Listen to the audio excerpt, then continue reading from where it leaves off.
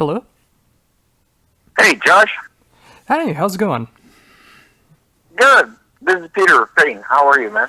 I'm doing great, especially now that you called. Thank you so much for taking the time to do this interview. Oh, no problem. No problem at all, man. Oh, awesome. Well, of course, we're here to talk about the brand new Pain album coming home, which is available now through Nuclear Blast. What went into the songwriting for the new album?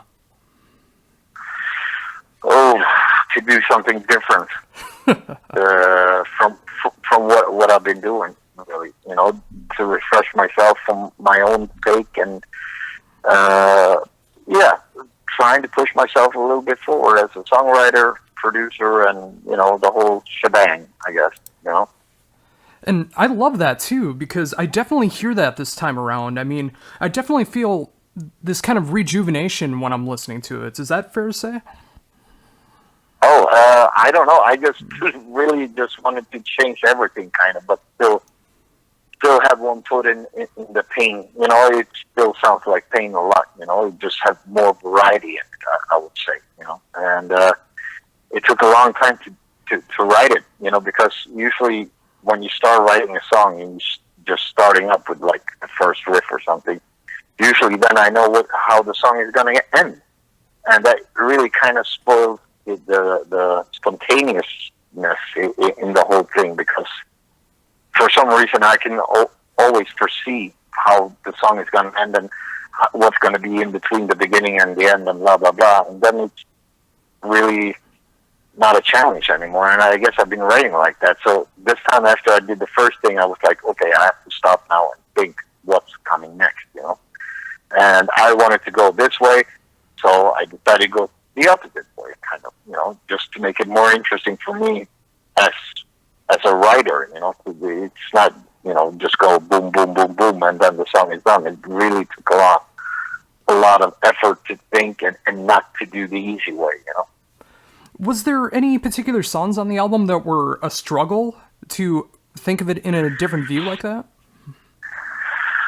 I think all of them, because I really, I had to. It's like if you write with your right hand, and all of a sudden you have to convert to a left hand writer or a left hand whatever you do. It was a little bit like that. Try to do the same thing but with the other hand, and that's what really made a little bit different of the whole thing, I would say, if you know what I mean. Oh yeah, and I think that's a great way to look at it too. I mean, it's one thing to be able to just write the first thing that comes off your head and make an album, but it really says something if you try to change your approach when it comes to writing, just like you've done here. Yeah, because I guess, since I've been writing music for almost 30 years, you kind of put on a certain style when you write, without knowing it. It's like a trademark on what you write, it's always going to sound like you somehow, because it is you, but, and try to be schizophrenic and try to sound like someone else. It's really fucking hard. It's not that I don't like what I write. It just feels like I've been writing in this kind of way for a while, so I need to do a change, and that's the biggest challenge, I guess, for anyone who writes music, Usually they write the same kind of music, but they bring in a different kind of producer who changes it, But since I am my own producer and all that shit, means that I really have to do a lot of things to change things, to be able for the listeners to see the difference, Oh yeah, I mean, with all of the projects that you've been a part of, whether it's just producing or full-fledged being a part of the band, I mean, it's a great challenge to be able to separate yourself from writing it to what the listener fan base is going to be. And when you take those changes, especially on Coming Home, where you write it in such, well, I mean, it does have that Pain sound to it, but it does have that new progression to it. I mean, sometimes that can come off challenging, but it's also rewarding mentally as well. Yeah, I don't know. I mean, for me, it's just like, just trying to think different, that was the biggest challenge, and yeah, I really hope it shows that, I took a couple of more steps outside my comfort zone or whatever you want to call it, Well, I can definitely say, as a fan of everything that you've done, I really love what you're doing with Coming Home, and I just listen to it on repeat from start to finish over and over again, and I'm always able to find new stuff that I didn't hear the last time before. Oh, that's good. It makes it a little bit more interesting then. Oh, very much so. So, of course, Problem is, yeah, go ahead. Sorry. oh, I was just gonna say with the music, of course, taking a bit of change as well. Did you have that mindset as well when it came to the lyrics as well? Yeah, I need to do a little bit different kind of lyrics. You know, try to put in a little bit more of, usually I'm always very negative when I write lyrics, and the lyrics is all about, my negativity in it. So on this one as well, I had to really refresh myself and try to sing about other things as well, So that was also another chapter of trying to renew yourself, Yeah, and I definitely hear that lyrically as well. I mean, it doesn't really have that much of the negative approach, but it makes it a little more fun this time around too, lyrically. Yeah, a little tongue-in-cheek or whatever you want to call it. One song I wrote with my manager, like "The Pain in the Ass," for example. And my manager is a woman, and then it's much easier to write about it, about pain in the ass, So it felt a lot easier to sing weird stuff, if you have a female co-writer on the lyrics, Yeah, and that actually brings a really cool aspect to it as well, because you can see it from both sides that way. Exactly. And that was much easier. Then, I don't want to be a womanizer or a manly man person, I am what I am, and I don't want to talk down to women or men or whatever, and, if you write too many stupid lyrics, then some people are going to get offended. That's not my point, so that's why it was kind of safe to write it with a woman. Yeah, and I definitely think it worked out, because Pain in the Ass is one of my favorite songs that are on the album, and now having that much more of an insight about it, I mean, I can appreciate it just that much more. Oh, yeah, thank you, man. Thanks. No problem. So, of course, outside of that, you also got Joe Kim from Sabaton to be able to contribute some vocals to Call Me. How did that come about? Yeah. It was because I took a break for 2 months in April and May and recorded the new Sabaton album, and I've been a guest vocalist on Corolla's Rex with them, so I just said, yeah, it's time for revenge, Do you want to sing on a song? And he's like, yeah, sure, why not, and it wasn't a really big deal. It was just like, okay, I got this song here or this or that, and we decided on Call Me, and he went in and it took him 10 minutes, it was easy going, but a good effect on it. Yeah, and I definitely think having his contribution to the song made the song even better that way. Just a little bit different, and having different vocals that go along with it, and having Joe Kim a part of it, just made it very cool. Yeah, I think so. I mean, I'm never afraid of trying things. I never did, That's why all the albums sound a little bit different from each other, So, I mean, yeah, it fits perfect. It's fun to hear him singing about being a gigolo instead of going out to war. Oh, very much so. So, of course, with the album being out for 2 weeks tomorrow, what has been the fan reception to the album so far? So far, it's been very, very good, I tried to check on Facebook what people are saying and stuff, Those who are saying something negative, it's usually those who doesn't like it from the beginning anyhow, so it doesn't really matter, But, the fans seems to be very pleased with it, Oh, and I'm glad to hear that too, because with it being a different sound in Pain, it's like there's always that chance that people are going to be upset that it doesn't sound this way or that way. But as long as it's an overall positive experience for yourself and the fan base, that makes it very successful. I think so too. I mean, I asked like I don't know, a half a year ago on Facebook, like what do they expect of the new Pain album? And a lot of people say you're on the right track, just the prices. You know, so that was just like, okay, good. They know that I'm very flexible when it comes to albums and stuff. You know, you never know what you get, but you know, at least it's not really out in space. You know. Oh yes, and you know, again, you know, just like being a fan of what you've done. I mean, of course, it has the aspects of everything that you've done, but it's great to see that there is still no fear of experimenting and trying new things. I mean, I'm glad to see that there was no pressure to have to keep the same sound that you've done in the past, and you can keep going like that. Yeah, I mean, I think, you know, as long as I think it's interesting what I'm doing, then I will always write music, no matter if nobody wants to hear it. I still gonna write it for myself because I really both love and hate writing music, you know. You know, I hate it because it's hard to come up with it, but I love it when it's done because it's like a diploma or a reward, you know. Oh, very much so, and especially when you can be so proud of what you've done as well. Yeah, proud, I don't know.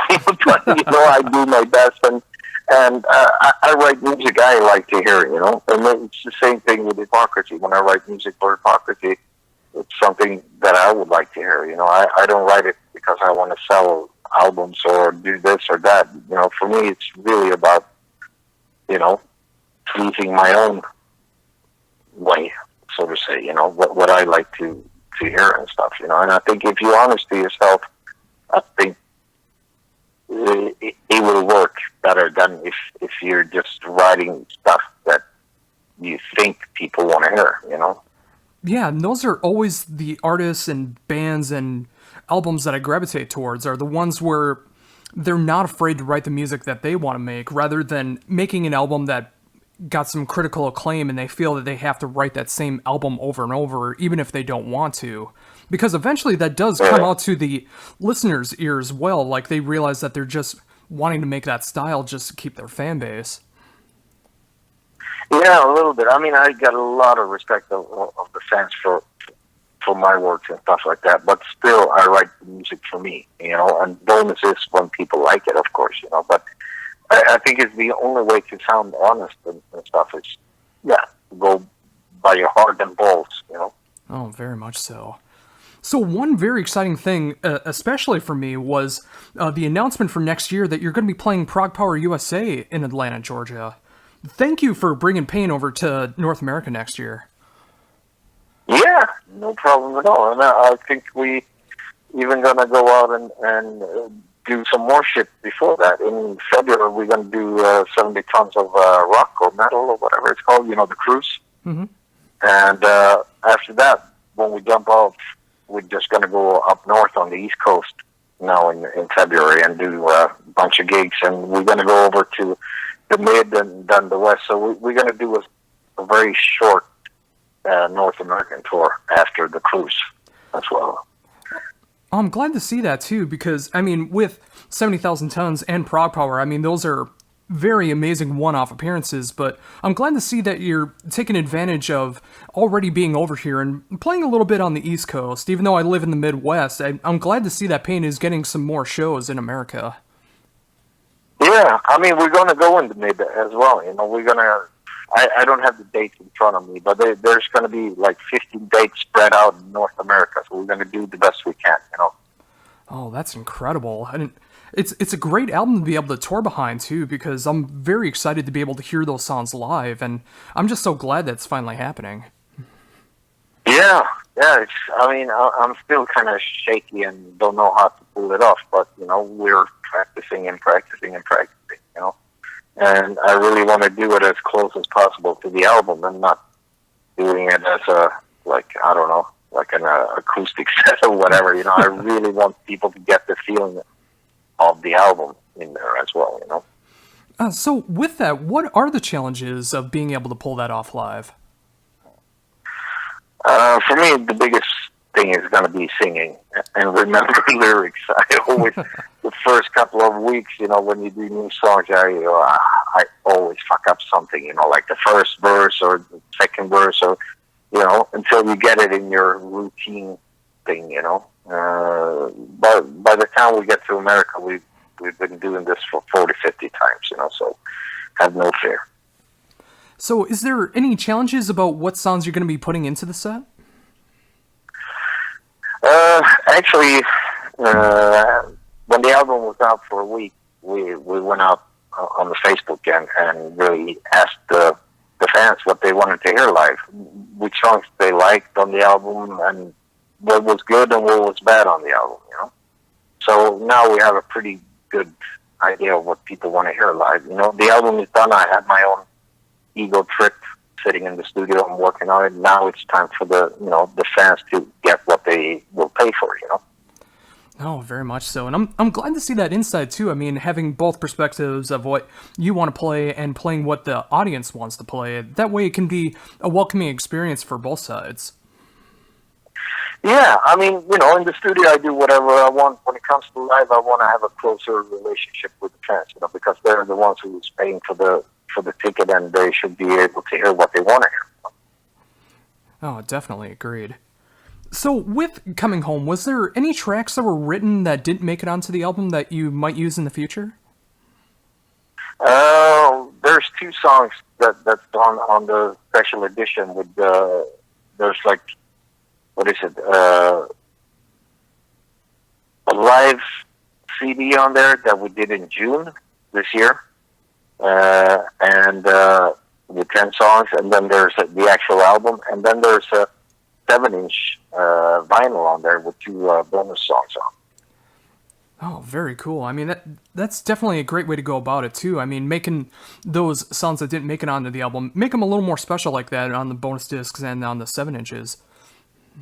Yeah, it's fucking great, you know. I'm sure it's going to end up on the net soon anyhow on YouTube, but, you know, the whole thing is, you know, it's such a great format, you know, when it comes to vinyls. If it's 7-inch or if it's a full record, you know, you can do so much shit with the booklet inside and stuff like that, like Kiss did in the 70s, you know. It's really amazing, and I really love it, you know, and it's great that the vinyl is picking up more and more now, you know, because then you can do these special things inside it, you know. Oh, very much so. I mean, with the album artwork alone, being able to just expand that more than you'd get on a little thumbnail size if you buy it online, or even the CD size. Yeah. Yeah, exactly. I mean, you know, I really wanted to get both, you know, the ears and the eyes, you know, on this one. Because, you know, you need to feed everything, you know. When you put on the CD, listen to it, or if you have it in your phone or whatever, but at least you take out the booklet and look at the pictures, reading the lyrics and things like that, you know. It makes it a little bit more fun than having it as an MP3 in your phone, I think. Yeah, and it makes it that much more rewarding as a listener, too, especially if you're really a fan of the band. Being able to, just like you said, being able to sit down and look at the artwork and read the lyrics along with the music, it's much more exciting that way than just listening to a YouTube stream. Yeah, that's true. I mean, I spend a lot of time and money on different photos and shit like that, so, you know, try to just stick out a little bit, you know, because, you know, most people have lost their hopes, you know, kind of when it comes to CDs or booklets in general. You know, they do a band photo and put the lyrics in there, and that's it, you know. I wanted to do a little bit more on this one, you know. Oh, definitely. So with that and everything that you got going on in 2017, would you say that Pain is going to be the main focus of 2017? When it comes to live, yeah, definitely. You know, that's pretty much what you're going to see live. It's Pain all the way, you know. If I'm working on something else in between the tours or gigs and stuff, that's a different story. But, you know, it will definitely be, for live, it's definitely going to be Pain all the way, you know. And I'm hoping as well in September after the Progfest, or you know, to maybe do another 10 or 15 gigs in America as well. You know? We'll see what's going to happen. Oh, that'd be very cool if that was to happen. But again, I'm just happy to see that it's coming to North America regardless. Yeah, I mean, it's stupidly enough, it shouldn't take 20 years to go there, but it was just so uncertain. Do I really want to? If you go and start touring in North America, you really have to do it all the way. I think you can't just go there once and say hello and then go home. Because as soon as you're home, they forgot about it. So you have to constantly show your face there to remind people that you exist. Yeah, I mean that's It's a definitely big fucking country, Yeah, that's true. or a continent. Mm-hmm. So, Yeah, I was going to say, I mean, we kind of live in that society now where if it's not constantly in your face, you tend to start to forget about it unless you really go out and search for it. So, I mean, being able to tour as much as you will be in the next year, I mean, that's a great way to be able to expand that fan base around here. Yeah, I think so. I think a lot of people are curious to see what does it sound like, what does it look like live, since they've never seen it in America. So I hope they won't be disappointed. We're going to give 100%, that's for sure. Oh, very much. And if you hit Minnesota, I will definitely be there. But for Prog Power next year, I'm definitely going to do my best to make it out there and experience that full headlining set amongst everything else that's going to be going on with that festival. And again, I'm just so happy to see everything that's going to be going on in the world of pain. Yeah, that's going to be fucking great. Oh, I'm really looking forward to come back to this day. I mean, I used to live for 3 years in America, so I really miss it. I haven't been there since 2010, so. Oh, yes. So, outside of Pain, is there anything in the works for any of your other projects, or is it still just like live, focusing on Pain for the next year? Well, I mean, as soon as the Pain, the live stuff is rolling and working, as it should, because now we're in pre-productions with LED walls and effects here and there and, things like that, After that, when things are slowing down with that, so, you can get up on stage in routine and all the shit is going to work around you and shit like that, then I can start thinking about what the next step is, Right now, I'm just so focused on getting this stage show going and also us going and sounding good as well, Yeah, and that makes so much sense because you want to be able to put on that great live show, especially when you're making it for the first time in North America. You don't want to let anybody down, and for some people, if you focus on too many things at once, one thing is going to start to fall apart. So sometimes it is good to just focus on one main thing and make that the best you can before moving on. Yeah, as soon, like I said, as soon as this live things are working fine, then I can take my time and sit down and think or write or do whatever I need to do, and then all of a sudden you have a new album or something. You never know. Oh, yes.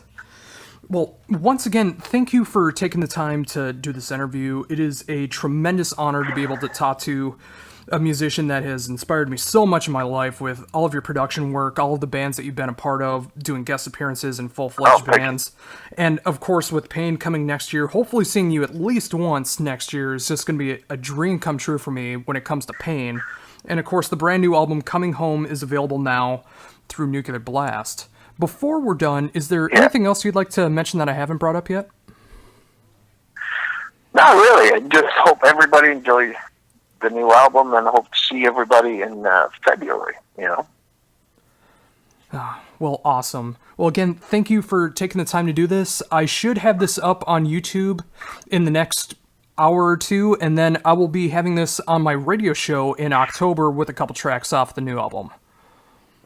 Oh, perfect, man. I appreciate that. Oh, not a problem. Again, thank you for taking the time to do this, and I hope you have a great rest of the night. Yeah, you too. Thank you very much. Talk soon and hope to see you at the Prog Power. Oh, yeah, Prog Power. Yeah, I'm definitely excited for that. Yeah. Cool. Oh. All right, good. We talk soon then. Oh, talk soon.